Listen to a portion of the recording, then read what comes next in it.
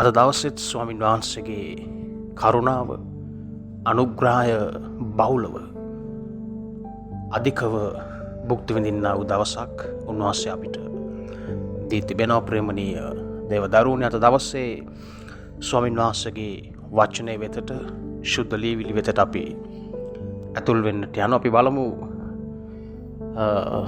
දෙවනි පේදුරු පොතේ 3 වෙනි පරිච්ඡේදයේ 18 වෙනි වගන්තිය.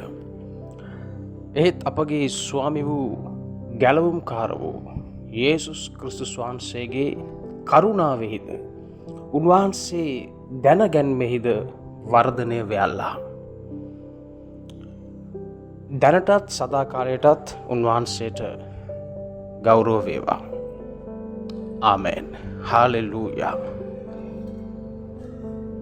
ප්‍රේමණීය දේවදරුවනේ, උන්වහන්සේගේ වචනය කියනවා උන්වහන්සේගේ කරුණාවෙත් උන්වහන්සේව දැනගැන්මෙත් වර්ධනය වෙන්න කියලා. හාලෙලූයා. අද ගොඩක් කිතුණුවෝ තාමත් ඉන්නේ ආත්මික ලදරුවියේ. ආත්මික මට්ටම් තිබෙනවා. ලදරුවිය, දරුවිය සහ පුත්‍රවිය. ඉතින් අද ගොඩක් කිතුණුවෝ තාමත් ආත්මිකව වර්ධනය වෙලා නැහැ. ඔවුන් ආත්මික වශයෙන් තාමත් ආත්මික ලද බොළඳ ආත්මික දරුවන් මෙන් සිටිනවා. ගොඩක් වෙලාවට ලදරුවා කියන කෙනා ඔහු තාමත් පෝෂණය වෙන්නේ කිරිවලින්. කිරිවලින් පෝෂණය වෙන කෙනෙක්ට ඝන ආහාර, මස් වගේ දේවල් ආහාරයට ගන්න බෑ. ඉතින් ඔබ ආත්මික ලදරුවෙක් නම් ඔබ තාමත් ඉන්නේ ආත්මික වශයෙන්, ආත්මික වර්ධනයේ පැත්තෙන් ඉතාමත් අඩු මට්ටමක. ඒක නෙවෙයි දෙවියන් වහන්සේගේ කැමැත්ත. උන්වහන්සේගේ වචනේ කියනවා දෙවියන් වහන්සේගේ කරුණාවෙත් උන්වහන්සේව දැනගැන්මෙත් වර්ධනය වෙන්න කියලා. හාලෙලූයා. ඔබ කොහොමද දෙවියන් වහන්සේ තුල වර්ධනය වෙන්නේ? ඔබ උන්වහන්සේගේ වචනය තුල දිනපතා උන්වහන්සේගේ වචනය ඔබගේ ආත්මයට ඔබ සම්ප්‍රේෂණය කරගන්න අවශ්‍යයි. ඔබ උන්වහන්සේගේ වචනයට තරම් කාලයක් දෙන්නේ නැතිනම් ඔබට වර්ධනය වෙන්න බෑ. අපි දන්නවා අපේ ශරීරයට කැම ඉතාමත් වැදගත්, අත්‍යවශ්‍යයි. අපි සාමාන්‍යයෙන් වේල් 3ක් අපි කනවා. හිතන්න, එක වේලක්වත් ඔබට කෑම ගැනීමට අපහසු වුණොත් ඔබගේ ශරීරයට මොකද වෙන්නේ? ශරීරය අප්‍රාණික වෙනවා. ශාරීරික ක්‍රියාකාරීත්වය අඩු වෙනවා. ඒ තරම් ඔබගේ ශරීරය ගැන ඔබ සැලකිලිමත් වෙනවා. එක වේලක්වත් ඔබ මිස් කරන්නේ නැහැ. සමහර විට වේල් කීපයක් ඔබ වැඩිපුරත් ගන්නවා. ඇයි ඒ තරම් ඔබගේ ශරීරය ගැන ඔබ හිතනවා. නමුත් සැබෑ වූ මනුෂ්‍යයා ඉන්නේ ඔබගේ ඇතුලේ. ආත්මික මනුෂ්‍යයා. ඔබගේ ආත්මික මනුෂ්‍යයා ශක්තිමත් නොවුනොත්, වර්ධනය නොවුනොත්,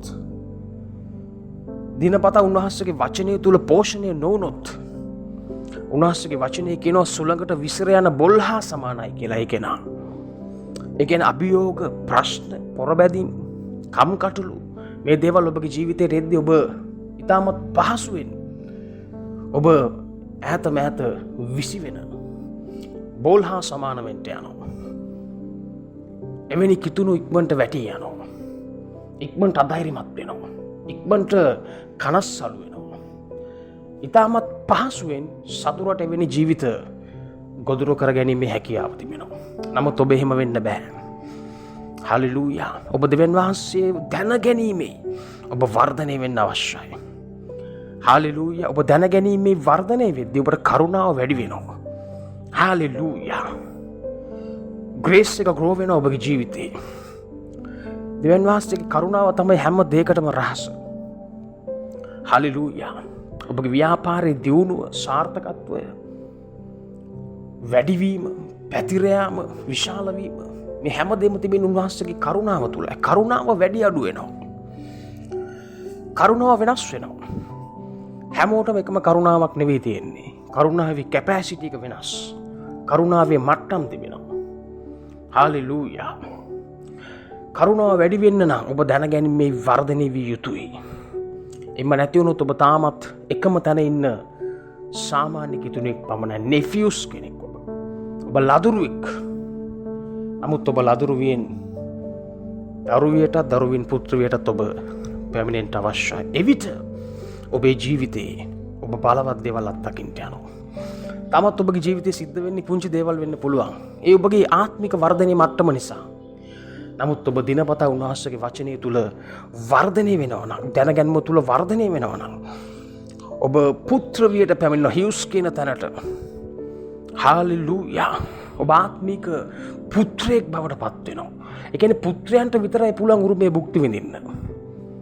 ලදරුවන්ට උරුමය භුක්ති විඳින්න බෑ.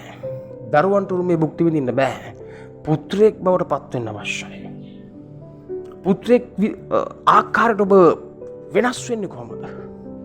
කොහොමද ආත්මිකව පරිණත වෙන්නේ? උන්වහන්සේගේ වචනය තුලින්. හාලෙලූයා. වචනේ දැනගැන්ම තුලින්. හාලෙලූයා. එපිග්නොසිස් කියන දැනගැන්මට, සම්පූර්ණ දැනගැන්මට ඔබ ඇතුල් වෙන්නට අවශ්‍යයි. අන්න එතනදී ඔබගේ ජීවිතේ පුදුම දේ සිද්ධ වෙනවා. බලවත් දේ සිද්ධ වෙනවා. සර්ව බලධාරී ජීවමාන දෙවි ස්වාමිනී, අද දවසේ මේ දරුවෝ නැසූ වචනය ඔබගේ කරුණාවෙත් ඔබ දැනගැන්මෙත් වර්ධනය වන පිණිස මේ දරුවන්ව ආශිර්වාද කරන්න මේ උදෑසන. ඔවුන්ගේ ජීවිතේ විවිධ ප්‍රශ්න ඇති, විවිධ පොරබැදීම්, අභියෝග, කම්කටොළු, විවිධ දේවල් සමග උන් පොරබදිමින් ඇති මේ වෙලාවේ.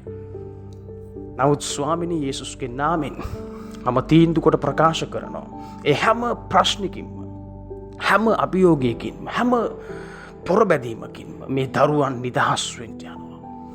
අද දවසේ ඔබගේ කරුණාව, ඔබගේ අනුග්‍රහය මේ දරුවන් කෙරෙහි මම නිදහස් කරනවා. උන්ව ආශිර්වාද කරන්නට ජේසුස් වහන්සේගේ බලවන්ත නාමයෙන්. ආමෙන්. මම සභාපාලක දේවගති ප්‍රොපේත යොහන්ඩයස් ජෙස්විටයි.